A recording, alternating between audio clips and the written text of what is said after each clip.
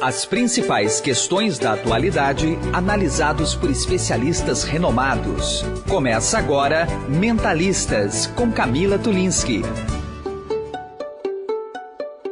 Dados da Organização Mundial da Saúde revelam que até 5% das crianças em todo o mundo apresentam problema de hipertensão arterial. Será que isso está relacionado também a alguma questão psicológica, vinculada à ansiedade, por exemplo? É o que vamos desvendar agora aqui no Mentalistas. Para falar sobre esse assunto, eu convidei a psicóloga Denise Rodrigues. Tudo bem, Denise? Seja bem-vinda. Obrigada pelo convite, Camila. Obrigada. Do outro lado da bancada do Mentalistas, a nefropediatra Maria Cristina de Andrade. Tudo bem, doutora? Tudo Obrigada bom. Pela presença, viu? Tudo bem. Obrigada pelo convite. Bom, a gente tem muito a falar sobre esse assunto de hipertensão na infância e também toda a dinâmica psíquica que envolve as crianças, mas para o nosso ouvinte que não está acostumado, né? Nefropediatra, do que cuida esse especialista exatamente? Qual que é a diferenciação de um pediatra, por exemplo? Você poderia explicar para a gente, Maria? Claro. O nefropediatra é um pediatra que é especializado em doenças renais. Então, por exemplo, a gente trata de criança desde infecção urinária, crianças com hipertensão, com cálculo renal, com doença renal crônica, diálise e transplante. E aí tem essa especialidade que é da pediatria, Isso, né? uma especialidade pediátrica. Eu disse no comecinho do programa que 5% das crianças em todo o mundo, é uma estimativa da OMS, né, Organização Mundial da Saúde, sofrem com hipertensão. E pode ser um dado alarmante, né, quando a gente fala de crianças.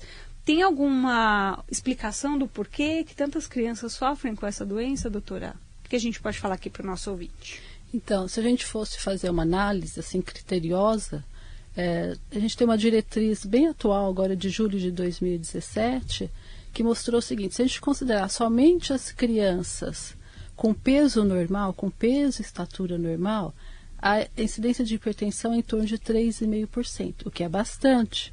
Uma doença renal, uma crônica, né, uma doença crônica, 80% são de causas renais, por isso o nefropediatra que cuida dessas crianças. Mas, assim, misturado com as crianças com sobrepeso e obesidade, esse índice aumenta. Então, se a gente considerar, por exemplo, dentre as crianças com sobrepeso e obesidade, a possibilidade dela ser hipertensa é de 10% a 11%. Então, quando a gente mistura as duas, dá em torno de 5%. Mas se nós separarmos quem tem um MC normal, baixa para 3,5%. E do outro lado, sobrepeso e obesidade, vai em torno de 10% a 11%. Então já mostra a possibilidade, né? A influência do sobrepeso e obesidade, e aí eu acho que a doutora Denise poderia explicar também, né? Nessa questão. Então, como é que o sobrepeso vai interferir numa doença crônica? Sim, sim. Né? E só para o nosso ouvinte ter uma ideia, o IMC, para ele ser normal, qual que é o cálculo que se faz? Tem como a gente explicar aqui melhor didaticamente? Então, assim, o índice de massa corpórea vai depender do peso e da estatura da criança. Só que, para a criança, isso não é um dado fixo, igual, por exemplo, o adulto. É calculado em percentil.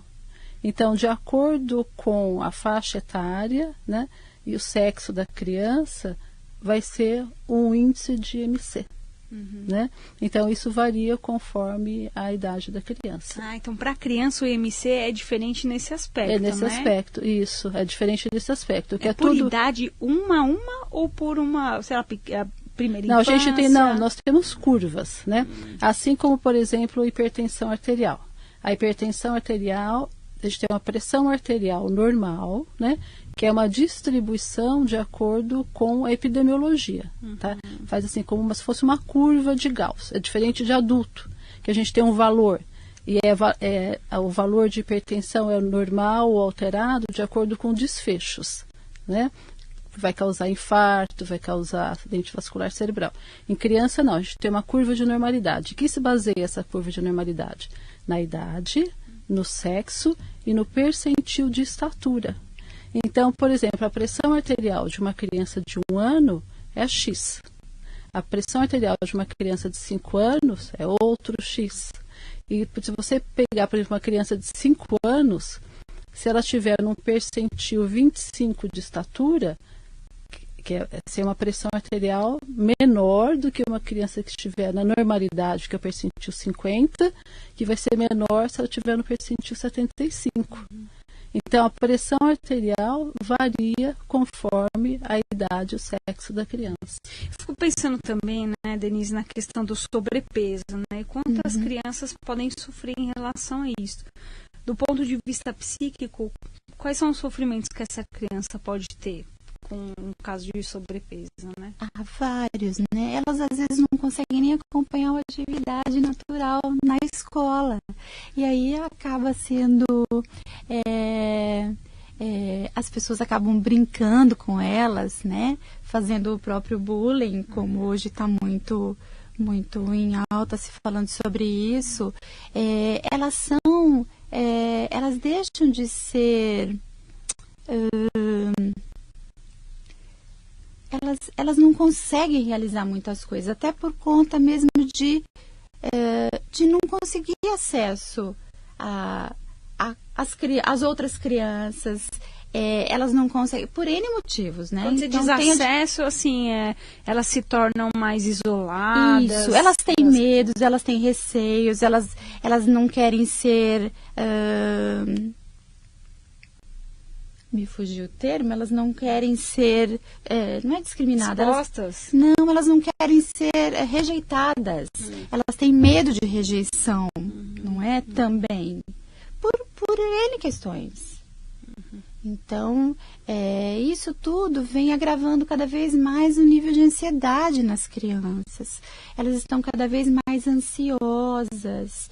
Então, elas vêm e o que elas fazem? Elas comem e algumas vão jogar para outras questões. Mas o alimento vem muito dessa questão da ansiedade também. Lógico que tem a questão de educação familiar até, né? Do que se come, como se come, quando se come, mas esses fatores aí. No caso do consultório, doutora, quando vai uma criança com esse quadro de sobrepeso e aí junto hipertensão, normalmente os pais, a família também sofre desse mesmo problema? Hipertensão e sobrepeso? Como que é na prática, no consultório, pela sua experiência? Então, o que a gente tem que... Acho que só gostaria de fazer um alerta, né? Então, assim, a gente deve mensurar a pressão arterial de toda criança a partir de 3 anos. Pelo menos uma vez por ano, né? Então, muitas vezes, essa pressão arterial não é mensurada. E a pressão arterial é uma doença... a hipertensão arterial é uma doença assintomática. Então, se você não mensurar a pressão e de maneira adequada, né, tem toda uma técnica, assim, o manguite tem que ser certinho, a criança tranquila, né, tem um método apropriado para medir, avaliar de acordo com a tabela, né, você não vai saber que a criança é hipertensa, né, e essa pressão vai lesando órgãos, né. Então, se a gente pensar, por exemplo, vai lesando retina, vai lesando o rim, vai lesando o coração, e isso é silencioso. Então, uma doença renal, por exemplo, que se instale, a criança evolui com uma doença renal crônica, ela vai perdendo função, o rim vai deixando de funcionar por hipertensão, por exemplo. Adulto, a grande causa de doença renal crônica, adulto é hipertensão e diabetes tipo 2, né? E na criança você começa aos pouquinhos, né? Mas você vai levar essa hipertensão para a vida adulta. Então você pode ter uma lesão já endotelial, um envelhecimento das artérias numa fase precoce que você poderia prevenir. Então, se você, por exemplo, se você tiver uma criança com sobrepeso e obesidade, na grande maioria os pais também têm tendência a sobrepeso e obesidade. É um comportamento familiar, isso. E no caso da hipertensão, às vezes não é nem sobrepeso, mas tem uma questão genética também, não é? Sim, doutora? sim. Então, assim, por exemplo, uma criança com uma malformação de trato urinário tem maior chance de ter hipertensão. Olha. Uma criança com infecção urinária de repetição, que que tem cicatrizes renais, tem maior chance de hipertensão. Tem as doenças, por exemplo, renais policísticas. Crianças que nasceram prematuras, com baixo peso, que foram submetidas a cateterismo umbilical no período neonatal, tem maior chance de ter hipertensão arterial. Então, tem vários fatores, né, que vão levar à hipertensão arterial, sem pensar nas doenças mesmo, a síndrome nefrótica, a síndrome nefrítica, a estenose de artéria renal. Mas existem alguns fatores, sim, que vão levar à hipertensão arterial, e a criança pode não ter sobrepeso ou obesidade. Tem essas doenças endócrinas, tumores suprarrenal, problemas de tireoide, que dão hipertensão arterial. Então, uma vez diagnosticada a hipertensão arterial, a gente sempre tem que ir atrás de uma causa. Isso acho que tem que ficar bem atento. E quanto menor a criança e mais grave for a hipertensão, porque a hipertensão também é por estágio de hipertensão, maior a chance de ser hipertensão que a gente chama secundária. Secundária é alguma doença. E às vezes tratável. Então, por exemplo, se você tiver uma estenosezinha da artéria renal, você fez o diagnóstico, você pode colocar um stent e curar a criança. Ela nem vai precisar tomar remédio. Se for secundária, sobrepeso, obesidade, aí você faz primeiro uma intervenção alimentar com exercícios, tenta levar para um peso normal, que às vezes só com essa intervenção, e aí a doutora Denise, e assim, o acompanhamento psicológico é importante, para trazer essa criança, né? Porque assim, ela vai ter que fazer exercícios pelo menos umas 5 vezes, o ideal 5, de 3 a 5 vezes por semana. Diminuir a atividade sedentária, fazer uma dieta assim, rica em frutas, legumes, cereais integrais. Então vai ter que mudar a dieta da família. Essa mudança de hábito deve ser complicada. É, né? muito complicada, muito. E existem recursos também de técnicas de respiração e de relaxamento que ajudam bastante as crianças nessa questão, né? Tem muita coisa à disposição hoje para as crianças.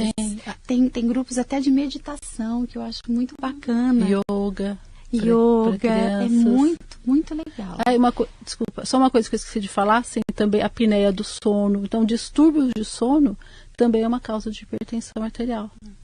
Doutora Cristiane, deixa eu fazer uma pergunta. Como é assintomático, né? Essa doença, ela é assintomática. Isso. Existe um tempo que ela vai poder começar a mostrar, a dar sinais, a dar sintomas nessas crianças, para que elas, né, cheguem a pedir ajuda, ir ao médico?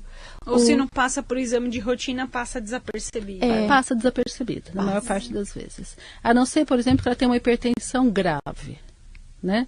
E aí com cefaleia, com vômitos, visão turva, né? Aí são assim, casos graves, uma emergência, uma urgência hipertensiva. Mas isso é uma minoria, né? A grande maioria, ainda bem, né?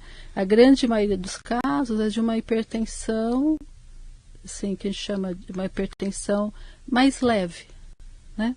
E essa hipertensão mais leve é capaz de lesar órgãos, mas é assintomática.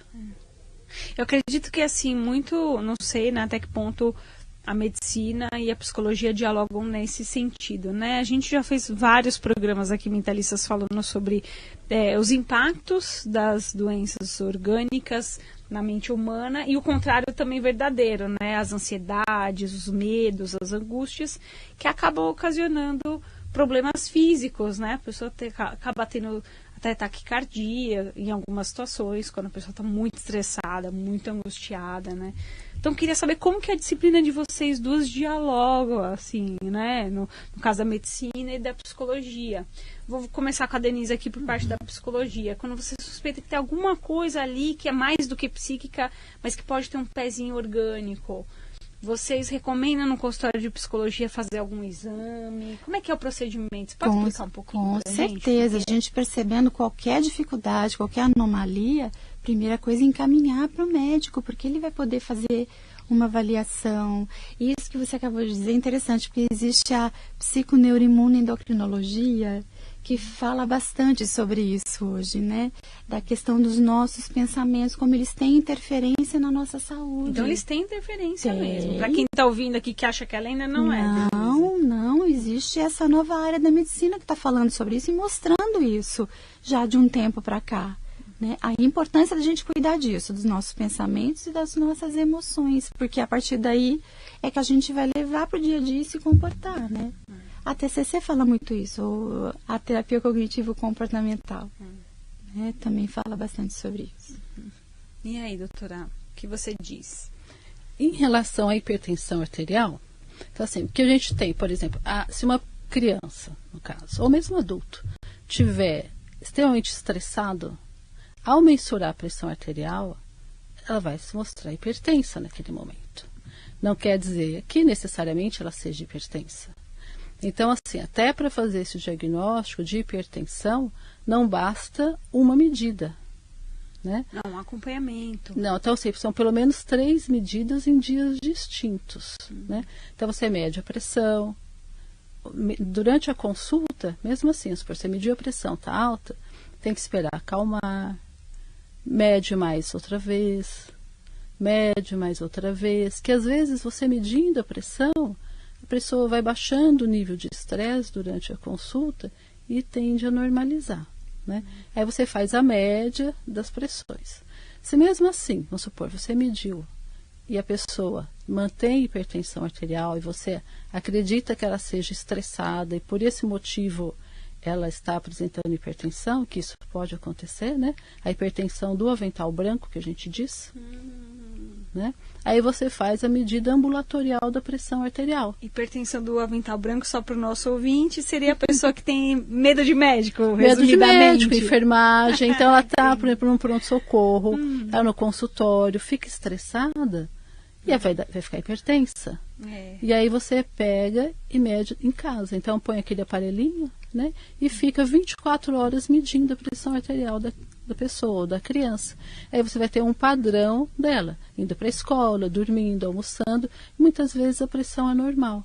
Ela só é estressada nas consultas, né? Então você não vai taxar, você não vai investigar, você não vai medicar uma criança sem ter um diagnóstico de certeza. Mas normalmente vocês da pediatria e especificamente nefropediatria acabam trabalhando também com esse manejo junto com um psicólogo ou um psiquiatra, dependendo do caso, ou não? Como é que é essa interface, né, com a psicologia? A psiquiatra é mais difícil, né? A gente necessitar assim, de realmente de psiquiatra. Eu acredito que a intervenção com o psicólogo, o acompanhamento, é muito importante, primeiro, porque a criança e os pais têm que aceitar o diagnóstico. E segundo, é uma doença crônica, que ela vai ter que tomar o medicamento cronicamente, né? E o que muitas vezes é difícil, né? Tem criança que toma mais do que um antihipertensivo por dia. Nossa, para uma criança... A gente está falando de criança de quantos anos aí, doutora? Uns 4, 5 aninhos já? Uma criança pode ser hipertensa desde o período neonatal. Nossa... Então, assim, às vezes é muito difícil para os pais aceitarem, né? Então, e medicarem a criança, e depois a criança tem que tomar remédios, né? Depois adolescente, que é aquela fase de revolta, que eles param de tomar medicação, né? Então, acho que o acompanhamento é importante. E também se tiver que fazer uma mudança comportamental, né? Uma criança que só come besteiras, né? Que gosta de comer, né, lanches, né? De uma maneira geral, comidas não adequadas, você tem que passar por uma alimentação mais adequada, não restritiva, né? Mas totalmente diferente do padrão habitual, muitas vezes é difícil. E como é que você faz para a criança não boicotar, hein, Denise, uma dieta como essa? Como é que é? Pois é, tem que ter muita paciência dos pais e a importância dos pais nesses tratamentos, nesse envolvimento todo. Porque muitas vezes a criança pode até ir se acalmando e os pais não estão calmos, eles estão estressados, ansiosos ou vice-versa. Às vezes até os pais estão estão, mas aí quando eles estão, fica mais fácil de ajudar a criança, né? Então, a atenção com esses pais é muito importante. Provavelmente a mudança comportamental não é só da criança, então. Não, é de não. todo mundo que vive com ela na casa. Todos os envolvidos, não é? Porque a ansiedade, ela vai levar a muitas patologias, né? Uma delas é, com certeza, a hipertensão, mas ela leva a muitas outras também. E a dificuldade de lidar com tudo isso, porque justamente a criança, ela vai passando por um processo de desenvolvimento, tem muitas mudanças na vida de qualquer ser, e ela se adaptar a tudo isso não é fácil. Quando os pais estão ali pertinho ajudando, é muito mais, isso com mais certeza. Tranquilo. Quando os pais aceitam e ajudam, a criança vai bem. Quando os pais não aceitam a doença do filho, é muito difícil trabalhar, né? Se a mãe não aceita, né, é complicado, né? Porque, na verdade, são os pais que a medicam, são os pais que a tratam. Não vai lá e pega o remédio e toma, né? Algo é oferecido para ela, né? Então, se é dado de uma maneira assim, porque os pais não querem que seja medicado, muitas vezes a criança nem toma o remédio, né? Porque ela sente, né? Assim, qual seria o desejo da mãe? Muitas vezes é isso, né? E eu vejo assim que para tomar medicamento, que às vezes não é fácil, né? Principalmente com as crianças menores, fazer isso talvez de uma forma um pouco lúdica, sabe? Tornar isso uma brincadeira. Vamos dar esse remédio para essa boneca, aí você toma, ela toma também. Alguma coisa nesse sentido, entendeu? Uma coisa lúdica mesmo. Vamos assistir um desenho. Olha, o que ele está fazendo? Ele está tomando água. Vamos tomar um remédio? Alguma coisa tem que ser criativo. Bem criativo. Com certeza. Estou recebendo aqui no Mentalistas a psicóloga Denise Rodrigues e do outro lado da bancada, nefropediatra Maria Cristina de Andrade. Bom, doutora Maria, a gente falou no começo do programa, né, que seria necessário mensurar a hipertensão arterial já a partir dos 3 anos, ali com uma certa frequência, coisa que não deve acontecer. Pelo menos eu nunca ouvi falar de criança medindo a pressão ali sempre, a todo momento. Não sei nem se é uma preocupação dos pais também em relação a isso. É até bom você trazer isso pro programa, para a gente fazer esse alerta para os pais também. Mas uma outra coisa, existe cura para essas crianças? Ou assim, uma vez que elas são diagnosticadas com hipertensão na infância, elas serão hipertensas até o fim da vida. Falar um pouquinho mais também da questão dos tratamentos, enfim, que acho que é importante falar agora também. Tá, então, as crianças devem ter a pressão arterial mensurada a partir dos 3 anos, criança normal. Então, uma criança com qualquer antecedente patológico deve ser antes. Então, uma criança com uma patologia cardíaca, por exemplo, uma coartação de aorta, desde sempre. Uma criança que ficou numa UTI neonatal, prematuro, fez cateterismo, sempre. Uma criança com infecção urinária. Então, a partir do momento que você fez um diagnóstico de qualquer patologia que possa estar relacionado com hipertensão arterial, você deve mensurar a pressão arterial em todas as consultas. Se ela é uma criança normal, a partir de 3 anos, anualmente. Isso mudou a partir desse ano, de 2004 até 2017, era a partir de 3 anos em todas as consultas. A partir de 2017, com a nova diretriz, isso ficou mais fácil. Viu-se que não era necessário medir em todas as consultas, mas pelo menos uma vez por ano. Tá? A gente sabe que não é uma realidade, né? Por quê? Porque você tem que ter um manguito, aquele aparelhinho que mede a pressão arterial, adequado para o tamanho do bracinho da criança. E precisaria saber fazer a leitura também disso, né? Os pais em casa não conseguiriam. Não, isso quem tem que ser no consultório. Mesmo, assim, no consultório, uma criança normal. Uma criança que tem problema, muitas vezes os pais têm aparelho em casa e eles são capazes de medir. Aí a gente utiliza um aparelho oscilométrico, que é aquele digital. Mas o aparelho digital também não é qualquer aparelho digital. Tem aparelho digital específico para criança, que pode ser utilizado. Então, a gente tem uma lista dos aparelhos que podem ou não ser utilizados para criança. Que não são tantos assim. Bom, aí você mede a pressão de acordo com o tamanho da criança. Então, você tem que ter vários manguitos, né? E você tem que interpretar esse valor. Tá? Então, o primeiro passo é medir o tamanho da criança, colocar numa tabela, numa curva de crescimento. Aí a gente usa da CDC e não da Organização Mundial de Saúde. Essa tabela nova de 2017 já vem também em centímetros e polegadas, facilitou, né? Então você pode colocar e você coloca na tabela e você tem uma classificação da pressão arterial. O que é uma pressão arterial normal, até a pressão um percentil 90, do 90 a 95 com uma pressão arterial elevada, né? Não é normal, mas também não é hipertensa, e a partir do percentil 95, uma pressão arterial elevada, no estágio 1 ou estágio 2. Tá? Então, vamos supor, uma criança com uma estenose de artéria renal, conforme a gente disse já. Fez o diagnóstico, entrou com medicamento, fez intervenção cirúrgica, ela está curada, ela vai parar de tomar o remédio. Então, por exemplo, uma criança com uma síndrome nefrítica, por exemplo, né? Você tratou a doença, ela ficou curada. Uma criança com infecção urinária de repetição. Se você fizer investigação, de procurar malformações associadas, tratar precocemente os episódios de infecção, ela não vai ter cicatrizes renais. Você evita a hipertensão. Se ela evoluir com hipertensão, a maioria das vezes ela vai continuar precisando desse antihipertensivo para sempre, porque essas cicatrizes dificilmente desaparecerão. Agora, se uma criança que tem um tumor, um feocromocitoma, por exemplo, de suprarrenal, você tirou o tumor, você curou a hipertensão. Se é uma criança com sobrepeso, por exemplo, se ela conseguir normalizar o peso e praticar exercícios físicos, numa fase inicial você reverte uma pressão normal.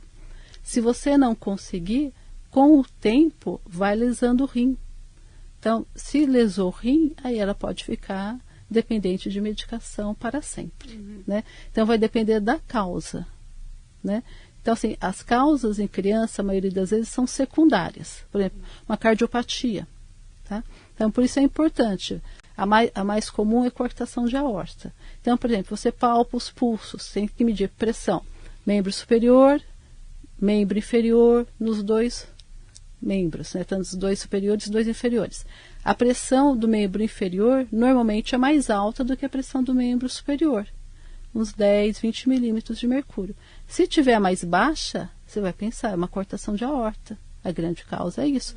Aí você vai faz toda a investigação, indica uma correção cirúrgica dessa criança. Quer dizer, tudo vai depender da causa. Do quadro, Exato. Da causa dessa hipertensão. Isso. No caso das crianças, você já disse que a maioria é uma questão secundária. Então, a grande maioria é secundária. Menos mal. Então, chegando os adolescentes, começam a ser mais as primárias, quer dizer, não tem uma causa, é igual adulto, por exemplo. É mais difícil de... Não, assim, é relacionado com a hipertensão, é relacionado com sobrepeso e obesidade. A dificuldade é a intervenção nesse grupo familiar, né? Levá-lo para uma alimentação e para a prática de exercícios. Que você falar é fácil, mas o cumprimento dessa meta é muito difícil. Bom, infelizmente a gente está na reta final, mas Denise, então para a gente passar um recado aqui para os ouvintes, já que a doutora Maria comentou que é difícil às vezes uma adesão pela mudança de hábito, mudança comportamental das crianças e dos adolescentes, o que você pode aconselhar para os pais, então, que estão ouvindo aqui o programa, né? Do ponto de vista psicológico, que eles devem, que tipo de ajuda eles devem procurar, né? Eu vejo assim, é importante estar atento às crianças, aos filhos, né? E ajudá-los, porque ajudá-los a nomear o que eles estão sentindo. Porque isso muitas vezes é difícil e é gerador de ansiedade e pode provocar um monte de dificuldades aí, né? Às vezes também até os próprios pais têm dificuldade, mas isso é muito comum, porque eles também não sabem tudo. E nessas horas que é preciso sim, de repente, uma ajuda. Porque quando a criança começa a dar nome porque ela está sentindo, por exemplo, eu estou sentindo muito, e verbalizar isso, né? Eu estou sentindo muito medo, eu estou sentindo tristeza, dar nome para as coisas que está sentindo, aí os pais podem tentar ajudar a criança. Olha, fica tranquila, isso tudo vai passar, eu vou estar com você para tentar te ajudar a resolver isso, né? E uma última mensagem, doutora Maria, que a gente pode passar aqui para os nossos ouvintes.